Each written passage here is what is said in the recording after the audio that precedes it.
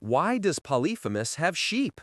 When most people think of Polyphemus, they picture one thing: a gigantic, one-eyed Cyclops, roaring with rage and eating Odysseus's men. But if you've watched the Odyssey or read Homer's epic carefully, you might have noticed something strange. This terrifying monster doesn't spend his days hunting humans. Instead, he's a shepherd. He owns hundreds of sheep. He milks them every morning, makes cheese, protects his flock, and even sleeps beside them. So why would one of Greek mythology's most feared monsters spend his life raising sheep? The answer reveals something fascinating about Polyphemus, and it changes the way we understand one of the most famous scenes in Greek mythology. Let's explain. Polyphemus wasn't just a monster. One of the biggest misconceptions is that Polyphemus spends all his time looking for people to eat. He doesn't. In Homer's Odyssey, human beings are actually quite rare on his island. His everyday life is surprisingly simple. Every morning he leads his sheep out to graze. Every evening he brings them safely back into his cave. He milks them, separates the lambs from the adults, makes cheese, and stores food for the future. In other words, he's living the life of a shepherd. The fact that he occasionally eats humans doesn't change the fact that sheep are still his primary source of food and survival. Sheep were ancient wealth. To understand why Polyphemus values his flock so much, we need to understand the ancient Greek world. Thousands of years ago, owning sheep wasn't just about having food. It was a sign of wealth. Sheep provided almost everything a person needed: milk, cheese, meat, wool for clothing, leather, even materials for trade. The larger your flock, the richer you were considered. Polyphemus isn't simply protecting animals. He's protecting his entire livelihood. That's why he's so furious when strangers enter his cave. Odysseus isn't just trespassing. He's walking into everything Polyphemus owns. The sheep are also his family. Here's something many people overlook. Polyphemus lives completely alone. He has no wife, no children, no village, no community. The only living creatures he spends every day with are his sheep. That's why Homer describes him caring for them almost like family. He knows them, feeds them, protects them from danger. Even after eating some of Odysseus' men, he calmly returns to caring for his flock the next morning. To us, that feels disturbing, but it also shows that Polyphemus isn't mindlessly violent all the time. He has routines, responsibilities, and a life beyond simply being a monster. Why the sheep become Odysseus' escape? Now here's the clever part of Homer's story. Everything Polyphemus loves ultimately becomes the reason he loses.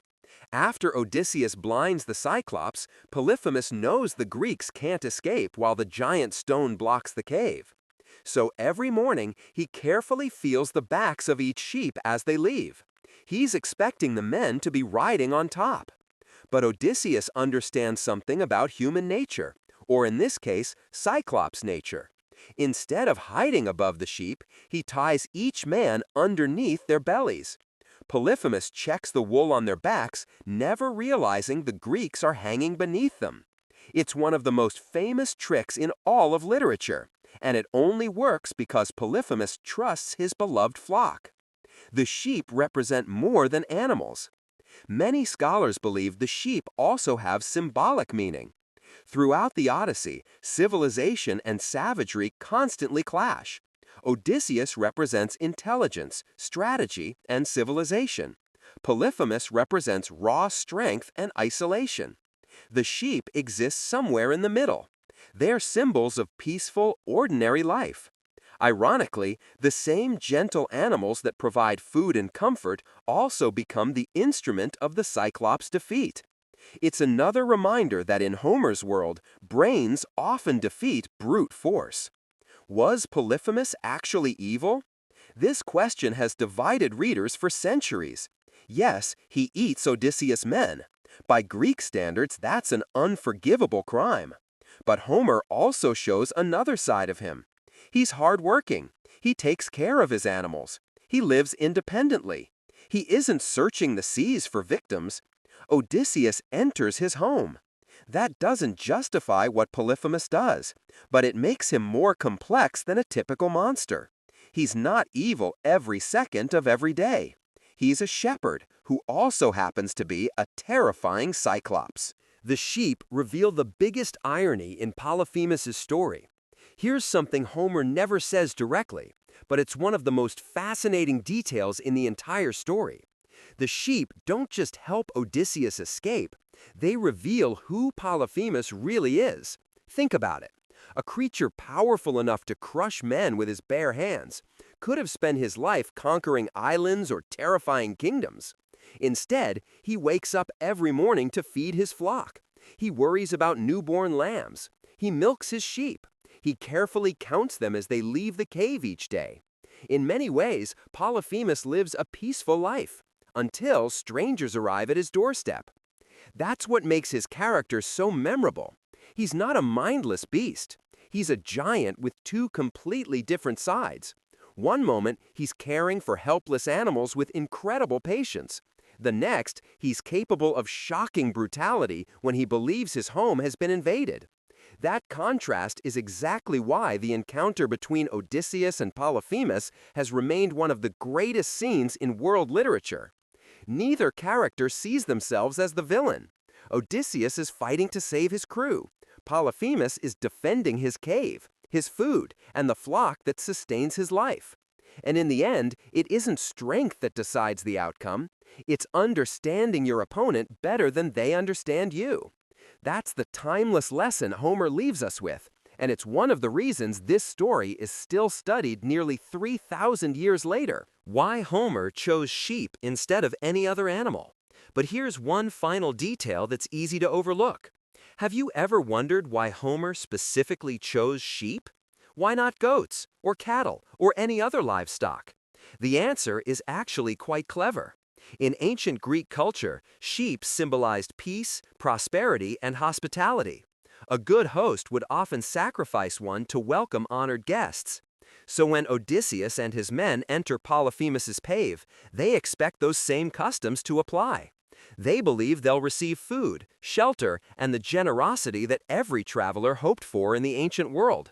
Instead, everything is turned upside down. The host becomes the predator. The guests become the prey. Homer intentionally flips one of the most sacred traditions of Greek society. And that's what makes Polyphemus so terrifying. It's not just that he's a giant, it's that he completely rejects the rules of civilization.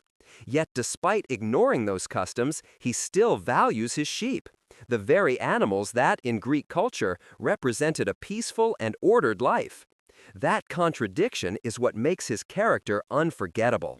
He's caught between two worlds. He lives like a shepherd, but behaves like a monster. And in one of literature's greatest ironies, the symbols of peace that fill his cave become the tools that carry Odysseus and his men back to freedom.